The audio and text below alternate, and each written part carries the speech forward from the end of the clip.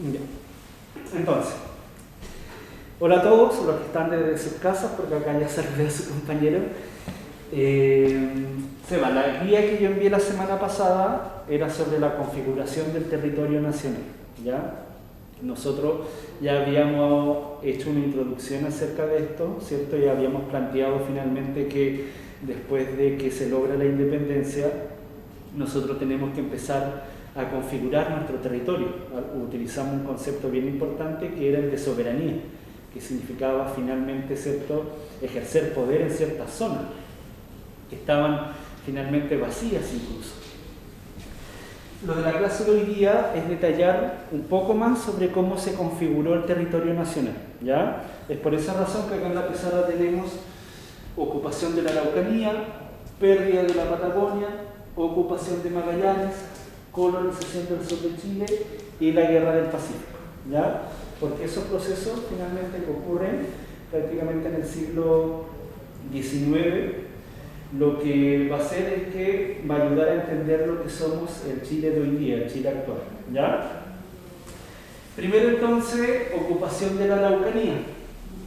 Acá hay que mencionar que o empezar desde un antecedente un poquitito más atrás, recordar que los españoles nunca lograron cruzar el río Biobío, ¿cierto? Por lo tanto, la región de la Araucanía casi siempre fue como la frontera natural que se formó, ya desde donde ejercía poder finalmente los españoles era hacia el norte del río Biobío y hacia el sur no, porque nunca habían logrado bajar por este pueblo inhóspito que existía.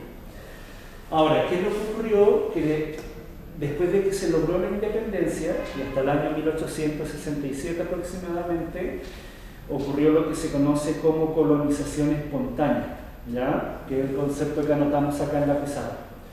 Colonización espontánea significa finalmente que lo que ocurre es que después de la independencia empieza a haber una suerte de relación entre la región de la Araucanía, entre los mapuches y el Estado, ¿ya?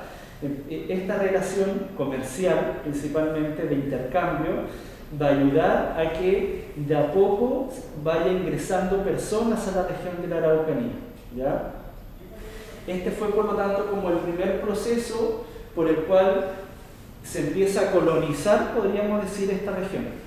Después ya, en el año 1866, otra cosa que anotamos acá en la pizarra, se establece lo que se conoce como la Ley de Ocupación de Tierras, ¿ya? Y la Ley de Ocupación de Tierra ya es finalmente una ley creada por el Estado y que tiene como objetivo finalmente ocupar la región de la Araucanía, ¿ya? Ya que esta región tenía una gran importancia agropecuaria. Como tú te puedes imaginar, nosotros somos un Estado relativamente nuevo y necesitamos recursos, ¿ya? Y ahí tenemos tierras cultivables que son bastante ricas e importantes, entonces al Estado sí le interesa ocupar esta zona. Es por esa razón que crea esta ley con el objetivo finalmente de empezar a entrar finalmente a esta zona. Y después, ya en el año 1833, se crea la Comisión Radicadora de Indígenas, que esto ya tiene como objetivo principalmente sacar a los indígenas ya del territorio y llevarlo a lo que noté acá en la pizarra, a zonas mucho más pequeñas en la precordillera que se conoce como reducciones. Si es que nosotros pensamos, hoy día por ejemplo, los mapuches hablan siempre de una deuda histórica, hablan también y mencionan el enojo que tienen al Estado chileno, ¿ya? Hacia el Estado. Y ese enojo finalmente se produce acá, ¿ya? Hoy día si el Estado de Chile tiene generalmente siempre todavía una disputa con el pueblo mapuche, ¿cierto? Mala relación con este pueblo indígena, es principalmente porque los indígenas ya plantean que a ellos se le quitaron sus tierras, ¿ya? Y eso justamente fue a partir de esta fecha que acabamos de mencionar. Ahora, ¿queda claro hasta ahí? ¿Sí? Ahora, la Araucanía se considera entonces una zona rica, ¿cierto? Y eso fue muy diferente en lo que pasó, por ejemplo, acá en la Patagonia. La región de la Patagonia para el Estado de Chile era considerada una zona estéril, era una zona que no tenía importancia económica, ¿ya? Y es por esa razón que finalmente, bajo el Tratado de 1881, Chile termina cediéndole la Patagonia a Argentina. Esto también se explica mucho, principalmente si es que uno logra visualizar de que Chile durante este momento tenía puesta su mirada más a la región del norte, ¿ya? Porque la región del norte era rica, por ejemplo, en minerales, ya específicamente en ese momento tenía gran importancia el salitre, y Chile tenía puesta más que nada su mirada hacia allá, ¿ya? En cambio esta región consideraba que no le aportaba absolutamente nada, por lo tanto, por eso bajo el Tratado de 1881 se termina cediendo. Ahora, respecto a la ocupación de Magallanes, en sí, a la zona de Magallanes, ahí la visión ya del Estado de Chile era un poquitito más diferente, ¿ya? Como tú sabes, acá está el Estrecho de Magallanes, ¿cierto? Y el Estrecho de Magallanes tenía una importancia económica y comercial durante ese periodo. La importancia acá era que era un punto de conexión entre dos océanos, entre el Océano Atlántico y el Océano Pacífico. Como todavía no se encontraba el canal de Panamá, ¿cierto? Que finalmente es un canal creado por el hombre en América Central, lo que va a ocurrir es que el Estrecho de Magallanes en ese entonces era la única ruta que permitía el comercio. Entonces, desde ese punto de vista, al Estado sí le interesaba ocupar Magallanes, ¿ya? Y es por esa razón que bajo el gobierno de Manuel Bulnes se crea el Fuerte Bulnes en el año 1843 y se crea la ciudad de Punta Arenas en el año 1849. Y después ya a finales del siglo IX también la región empieza a tener una gran importancia económica, ya la ganadería ovina principalmente, que serían las ovejas, ¿cierto? Y también se empieza a fomentar todo lo que sería la migración. Y esto siempre también en desmedro a la población que existía acá de origen, que sería el pueblo serbo, que se vio ahí un poquitito, ¿cierto?, atacado producto finalmente de esta migración. Hasta ahí, ¿bien? ¿Alguna pregunta? No. Colonización del sur, ¿ya? Entonces, como para ir resumiendo, nosotros podemos ver que la región de la Araucanía tiene una gran importancia económica. La Patagonia para Chile no tiene importancia económica y por eso la cede de forma tan fácil, ¿cierto?, a Argentina bajo el Tratado de Límite de 1881.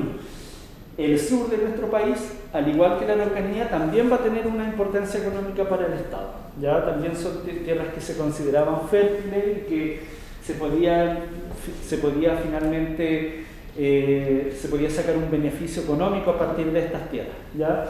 Es por esa razón que acá juega un rol muy importante lo que se conoce como la ley de colonización. ¿Qué fue la ley de colonización? Traer principalmente inmigrantes alemanes a lo que sería la zona de Llanquihue, ¿ya? Lo que sería entre Valdivia y Llanquihue principalmente. Ahora, acá hubieron dos personas que jugaron un rol muy importante. Uno sería Bernhard Philippi, ¿ya? Él generalmente hacía todas las gestiones en Alemania, hacía como las invitaciones, por decirlo así, a decirle a los alemanes: oye, allá nosotros te vamos a entregar tierra, te vamos a entregar herramientas, te vamos a entregar ahí un territorio con una pequeña casa, y de esta forma lo fomentaba y lo invitaba a decir: oye, anda a ocupar esas tierras. Y así el Estado chileno ya finalmente podía controlar esas tierras diciendo también: yo tengo a personas acá, en palabras simples.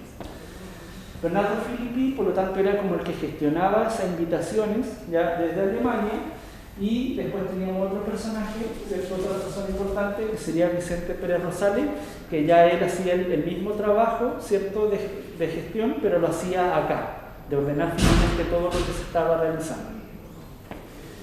Acá, respecto a la colonización alemana, la colonización, disculpa, del sur de Chile, es importante destacar algo, y esto es como un dato bien interesante. Cuando uno, por ejemplo, va a los museos, allá que se encuentran, no sé, en Frutillar, Puerto Varas, y algunos museos alemanes principalmente, donde muestran mucha de su tecnología de ese momento, ¿qué es lo que se explica en esos museos? Y que tienen mucha razón, que principalmente la colonización del sur de Chile se hizo mediante alemanes. ¿Y por qué se hizo con alemanes y no con chilenos? Principalmente porque el Estado consideraba que el alemán era una persona trabajadora que podía aportar a la economía, ya era una persona emprendedora que podía desarrollar industrias.